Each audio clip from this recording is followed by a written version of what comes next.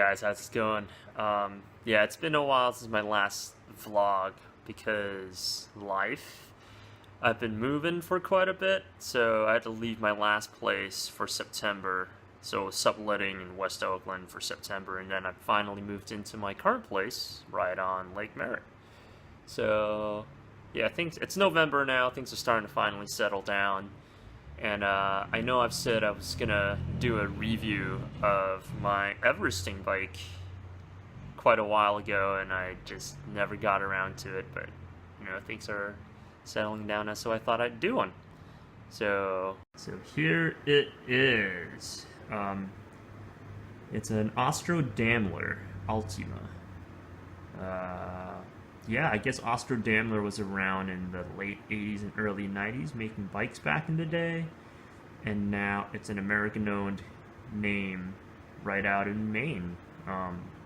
Yeah, dealt with a guy by the name of Fred Thomas. I guess he races Masters, and yeah, super chill, easy dude to work with, and yep, finally decided on the Ultima, and he got me set up really quickly, in time to do some really stupid rides. But yeah, I've had this bike since about March or April, I think, and since then I've done an Everesting, I've done a few doubles, I've done the Three Peaks, which is like the 250-mile ride, 22,000 feet or something, with Diablo, Hamilton, and Mount Tam. And yeah, list goes on. It's gonna keep going. I know I've been slacking on the riding and the posting and stuff, well, because of life for the past bit, but yeah, that's gonna pick back up again soon, I think, even if it's winter. I mean, you ride in the rain, right? You're gonna get wet from the sweat anyways. So anyways, the Ultima. Oh, by the way, my bike's name is Annie Londonderry. If you don't know who that is, Google her. The Ultima. I built this thing up and it came into like 16.06 pounds on the scale, and that was with Kenda Caliente tires, 23 mils. So these are probably like 40 grams heavier or something now because I'm running Vittoria Corsa Graphene's 25 mil. Bike is awesome. Like, I'm really new to road bikes, right? So I don't really know shit. My last road bike, which was actually one of my first road bikes, was a Felt FC, and that thing was great. But this thing just sprints. A lot of it, I think, is because, well, it is an aero bike. Yes, it is stiff, so it's an aero bike. But I think a lot of it really is. I mean, look at the size of that bottom bracket. That is pretty ridiculous, and the size of those seat stays. So I think like a big part of the sprinting thing is definitely coming in from that. Yeah, and I'm a pretty lightweight guy. I'm like 130 pounds, so gonna get all the help I can get, you know. Yeah, it's light too for an aero bike, which is pretty ridiculous. I don't have super weight weenie parts on here, and it came out to 16.06 with those Caliente tires.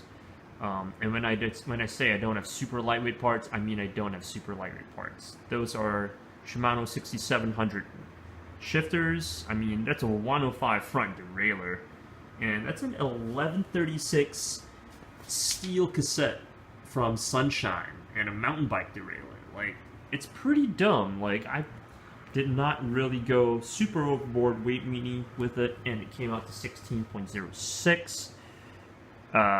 So yeah, she climbs pretty gnarly. Love the bike. I'm not a crit guy by any means either.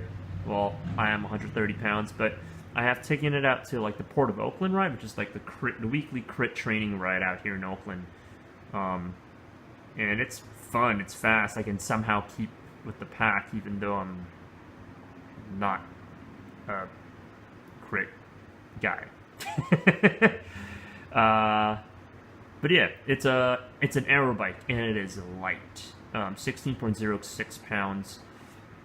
As you can see from the down tube, just kind of cool. It's actually like this triangular kind of tube. I'm not sure you can see that. So it's kind of like that for aero purposes, and the top tube too has got this like triangular thing going on. Yep. So I guess it's their aero bike. I think that's how they're marketing it as. But yeah, thing is great. Geometry is interesting. The wheelbase is a lot shorter than what I was used to on the Felt, and definitely a lot shorter than what I'm used to on downhill mountain bikes. But, I mean, what's really cool is that everything you do, the bike just responds immediately. Like, if you want to switch directions, boom, kick the rear end out, you move your hips, whatever you do, it just points that direction. That's pretty fucking cool, I think. It does get a little nervous on some of the high-speed straights when you're going above 55 miles an hour or something. But aside from that, it is fun. Bottom bracket height is a little taller too than most road bikes, I think. But I can pedal through turns a little better, which is kind of, I don't know why I'd be doing that. I mean, I guess it's for crits maybe, or if you're used to track bikes. Yeah, so there's that. Oh, the head angle is slack for a road bike, so I've been told. I think it's like a degree slacker than most road bikes. I can't really remember what it was, but if you go to their website, 80bikes.com, I guess it's a-dbikes.com, you'll see the numbers and stuff, which I am down for, being my background as downhill mountain bikes. Slack is nice. But yeah, absolutely love this thing. Sprints pretty incredibly. All those little like short walls you see, just like power straight up. It's fucking awesome. Pretty comfy on those long flat rides too. Even though my fit on this right now is a lot lower than the fit in my old Felt. Yeah, my fitter did put me pretty aggressively on this bike. He fitted me pretty aggressively on this, and I mean, I can still do long days on it, and it's fine. Yeah. But that's geometry. Yeah, long days is fine. I mean, I did an Everesting on it not too long ago, and a few like really long hill repeat, 20,000 plus feet of climbing rides, and it's cool. Yeah, I don't mind those pedals. They look really beat up because they are from all the pedal smack in the corners, which is surprisingly, I don't know, it's pretty surprising how well they've held up. On the Felt, I was definitely pedal smacking in the corners a lot more. I am not pedal smacking as much on this thing. Yeah. But yeah, really digging this bike. Oh, the one thing I don't really like about this bike, and, well, I guess it's more of because of my choice of brakes. I'm running SRAM Red 22 Aerolink brakes, which are these guys. And, yeah. And they're some sort of single pivot design. I guess they did it to, like, save weight. And yes, they are light, but they don't play very well with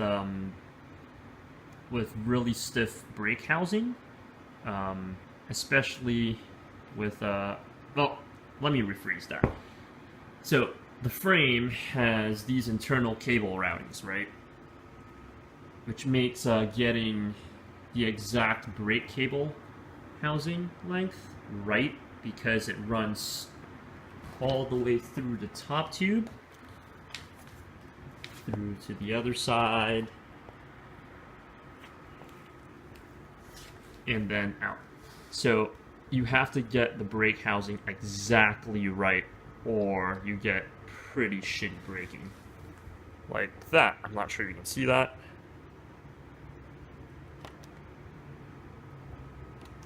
See how I've got one lazy brake?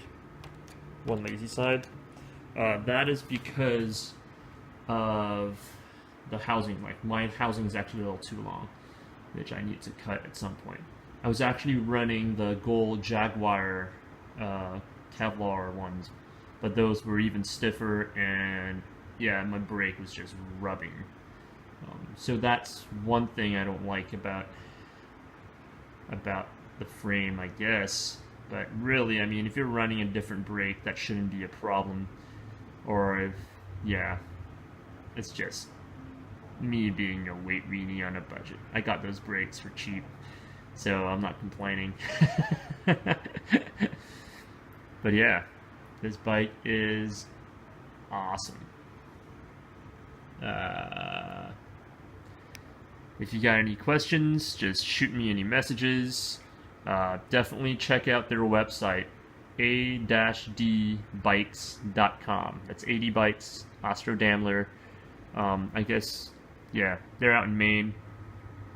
Ask for Fred. He's hella chill. And yeah.